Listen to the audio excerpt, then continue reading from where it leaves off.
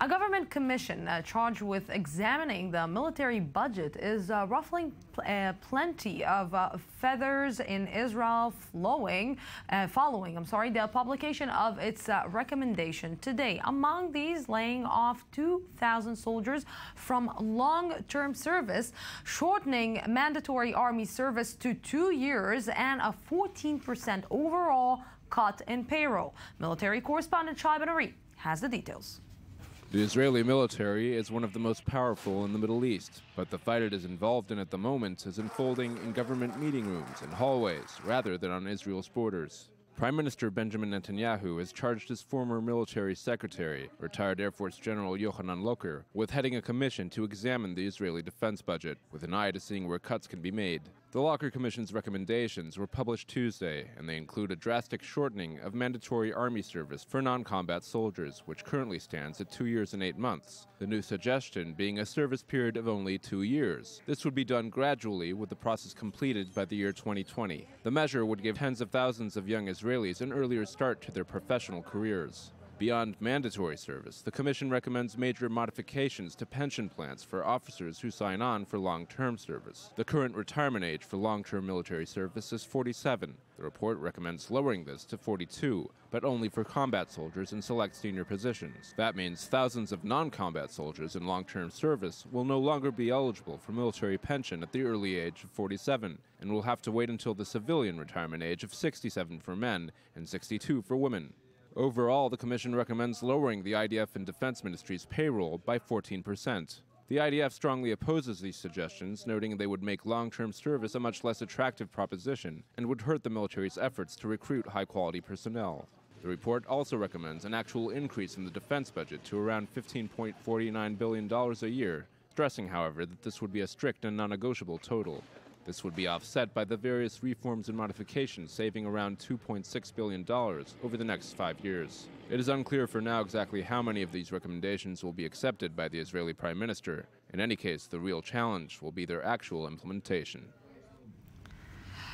And with me right now to try to explain to me a little bit more about how the IDF is going to look like in the next few months or years is military correspondent Shai Ben-ari. Good evening, Lucy.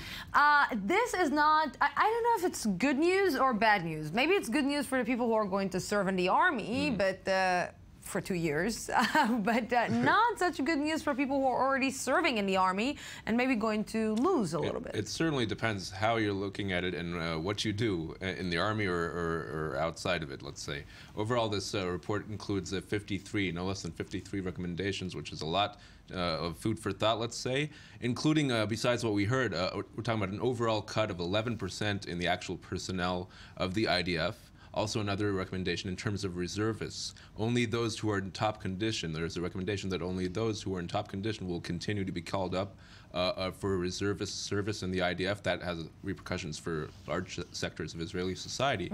Also, another one that has really got a lot of people in the military establishment riled up is a recommendation that finance ministry officials will be involved in the structural makeup of the IDF in deciding the structural makeup in terms of personnel allocations. So you know, because until today we lived in an era in Israel where when it concerns the military, when it concerns security, everything is allowed.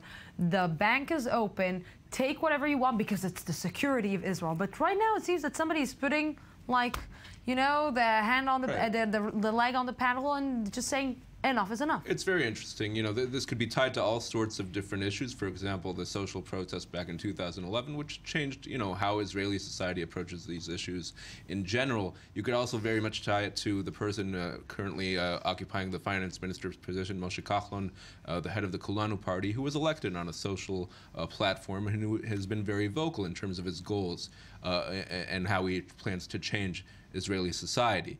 Now, basically, when we talk about when the military establishment's reaction to this has been it could only be called an all-out attack on the report and the recommendations that it contains. The Defense Minister Ya'alon actually said the implementation, if it were to happen, would represent a gamble on the security of the citizens of Israel. But he used a specific Yes, he also sentence. said something else. I'll read it out for you. Those who wish to cope with the threat of IS, Hamas, Hezbollah, and Iran cannot afford a mediocre army with mediocre people.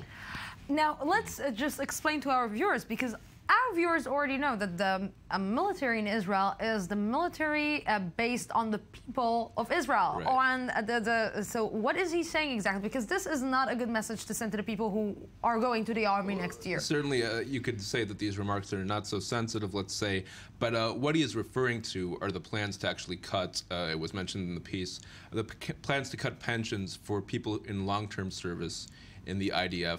The idea that the IDF was able to offer, the way it was able to compete with the private sector, was that it was able to offer very good conditions when it came to pensions for people in their 40s, 50s. And now the suggestion is that people in non-combat roles will no longer be able to retire at age 47 and enjoy a very nice military pension. You know, but the military, and correct me if I'm wrong here, because the military is based on the people who are coming to the army.